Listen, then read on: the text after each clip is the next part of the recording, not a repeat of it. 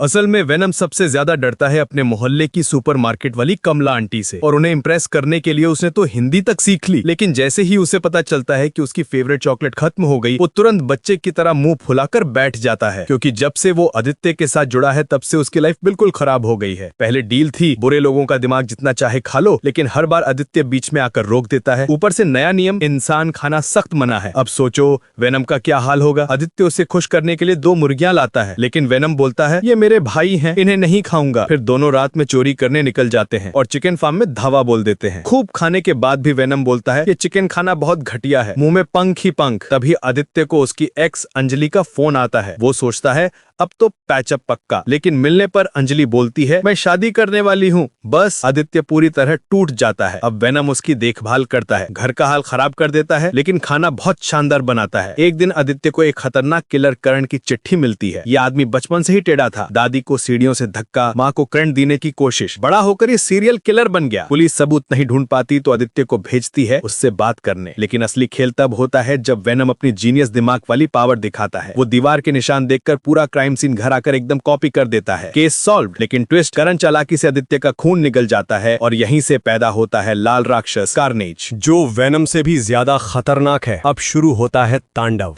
Carnage jail तोड़ देता है, अपनी गर्लफ्रेंड को छुड़ा लेता है और शहर में तबाही मचा देता है। इधर आदित्य और वेनम आपस में ही लड़ पड़ते हैं।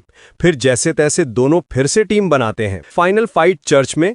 पहले वेनम डर जाता है, अरे ये तो बहुत खतरनाक है, लेकिन आदित्य उससे मनाता है इसके दिमाग जितना चाहे खा लेना। फिर शुरू होती है धांसू लड़ाई। आखिर में वेनम दिमाग लगाता है और आवाज से कार्नेज को कमजोर कर देता है और फिर उसे पूरा खा जाता है। Game over.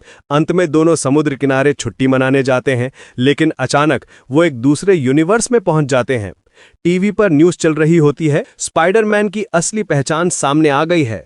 वेनम उसे देखकर बोलता है ये बंदा कहीं देखा हुआ लगता है, और यहीं पर कहानी खत्म, एक बड़े ट्विस्ट के साथ।